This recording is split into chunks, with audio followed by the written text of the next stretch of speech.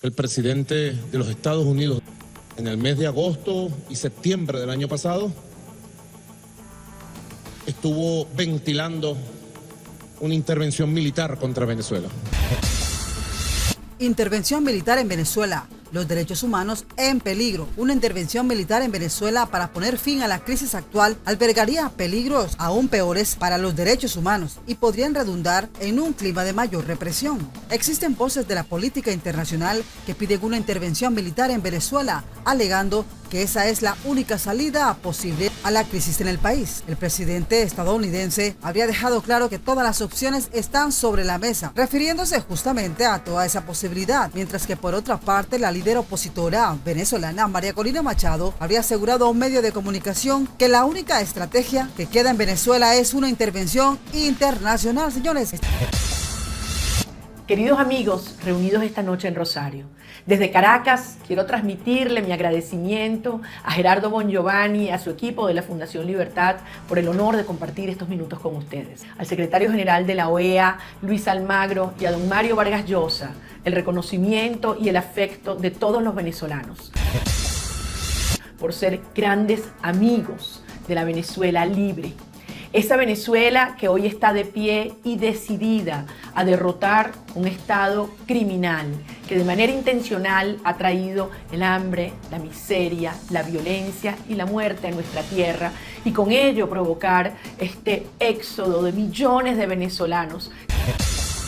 Estas son las noticias de Venezuela y el mundo. Vamos con más de la información porque un llamamiento a la entrada de un ejército extranjero a Venezuela conlleva la posibilidad de un conflicto militar de dimensiones mayores, según habrían dicho algunos expertos. Si recordamos la intervención militar en Panamá en 1989, supuestamente iba a ser una operación relámpago. Sin embargo, fue de larga duración y cobró la vida de miles de civiles. Esa también sería la consecuencia en Venezuela, independientemente de si uno está de acuerdo o no con el gobierno de Nicolás Maduro. Una intervención militar extranjera estadounidense sería la peor opción y agravaría la situación de los derechos humanos en el país. Habría sostenido quienes escriben el argumento de una intervención militarizada como posibilidad para resolver la crisis, alegan que la situación humanitaria debido a la violación masiva de los derechos humanos por parte del gobierno de Nicolás Maduro, así lo exige la Corte Penal Internacional de La Haya, quien está investigando a Nicolás Maduro por crímenes de lesa humanidad, aunque aún no ha decidido si hay motivos para un juicio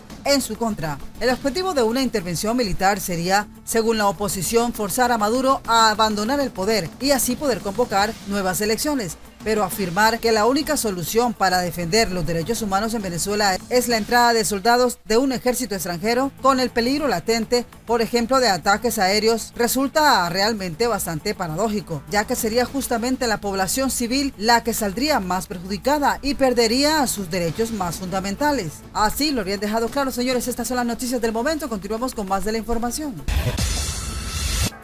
El planteo fue durante una reunión sobre las sanciones que Washington ha impuesto al gobierno de Maduro, aseguró la cadena CNN citando a un alto funcionario del gobierno. Pero los asesores rechazaron vigorosamente la idea, así como otros líderes latinoamericanos que supuestamente leyeron que no querían ver una invasión estadounidense. Una intervención militar siempre alberga el peligro de que el Estado que es intervenido por potencias extranjeras se defienda de ella y con eso se produzcan más violaciones a los derechos humanos. Eso empeorará la situación de los derechos humanos, habrían dejado claro algunos analistas. Nicolás Maduro apenas permite que llegue ayuda humanitaria al país y sigue echándole la culpa de la debacle a una guerra económica, mientras la oposición responsabiliza al gobierno. Una de las grandes opositoras que siempre ha estado en contra de todo esto y a favor de que ocurra la intervención militar es la directora del 2020, María Corina Machado. Escuchemos qué fue lo que dijo.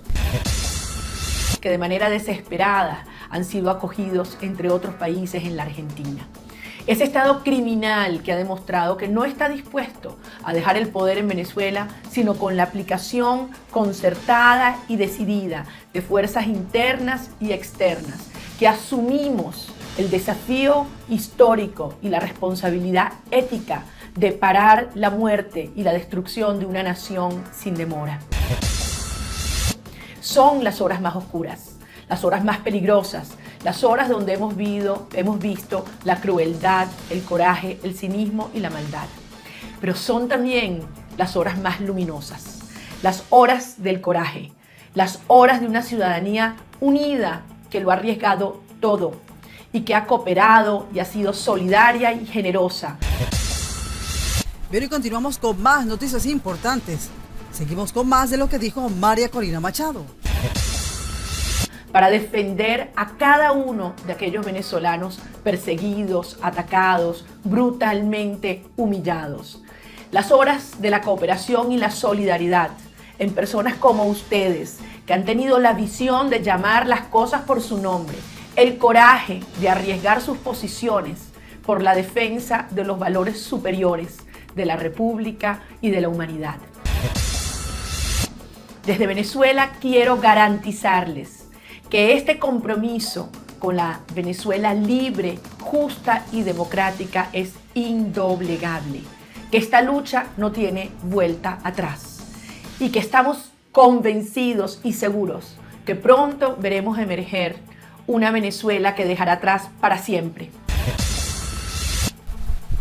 Bien, y continuando con más noticias internacionales, Estados Unidos responde luego de que el presidente mexicano se negara a asistir a Cumbre de las Américas.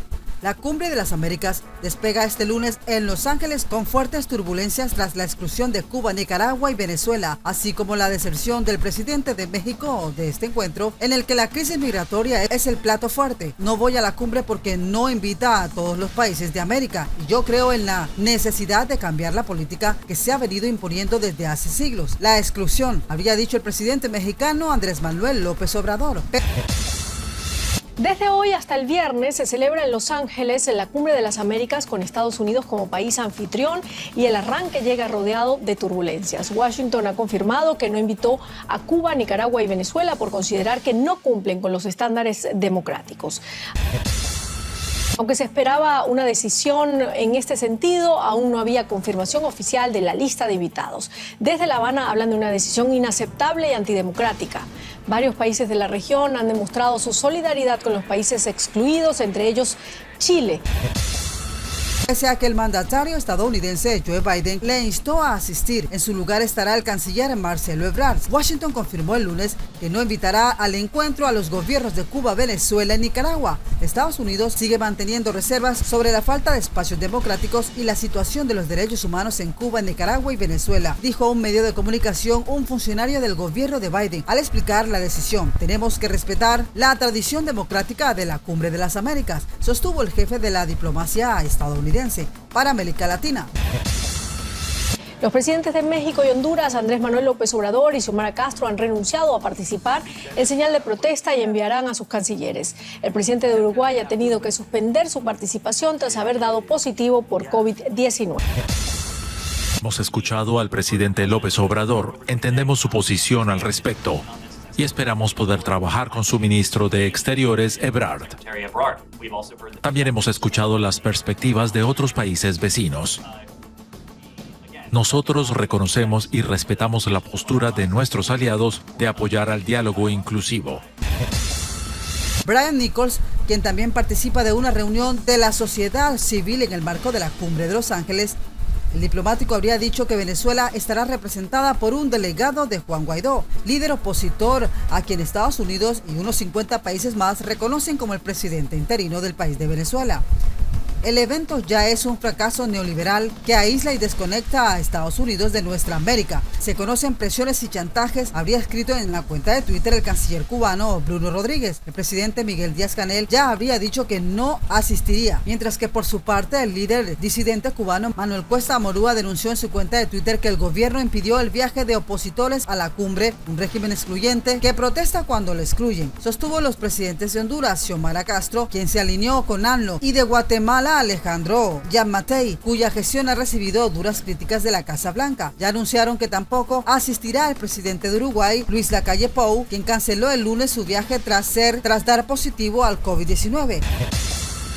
El gobierno de Estados Unidos respondió el lunes ante la decisión del presidente de México, Andrés Manuel López Obrador, de no asistir a la Cumbre de las Américas en Los Ángeles, luego de que fueran excluidos Cuba, Nicaragua y Venezuela.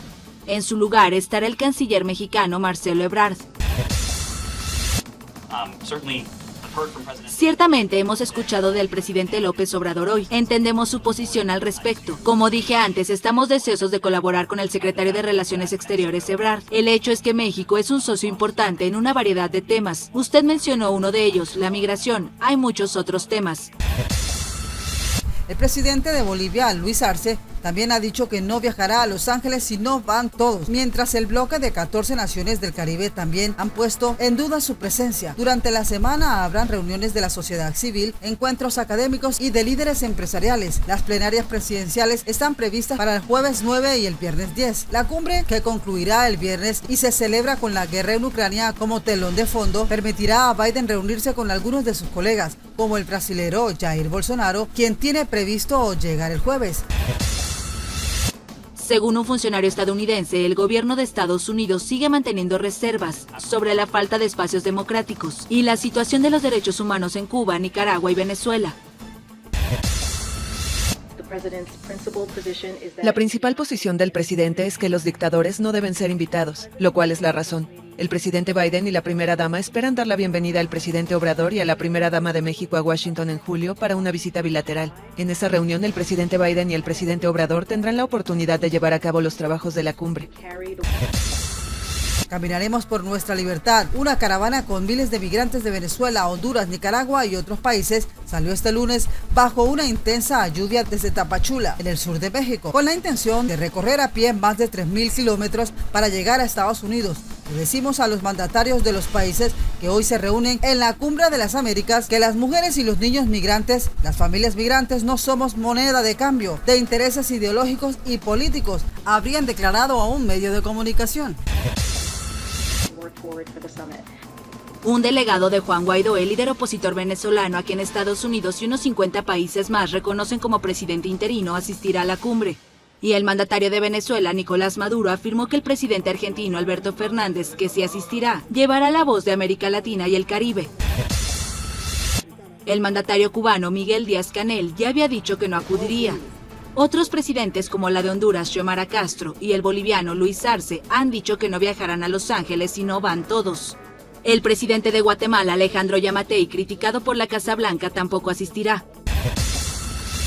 Bien, mis amigos, estas son las noticias de Venezuela y el mundo. Como siempre, los invitamos a que se suscriban al canal, compartan el video en sus redes sociales, activen la campanita de notificación, le den like, déjenos sus comentarios y no se les olvide decirles de qué país nos escriben. Gracias una vez más y chao.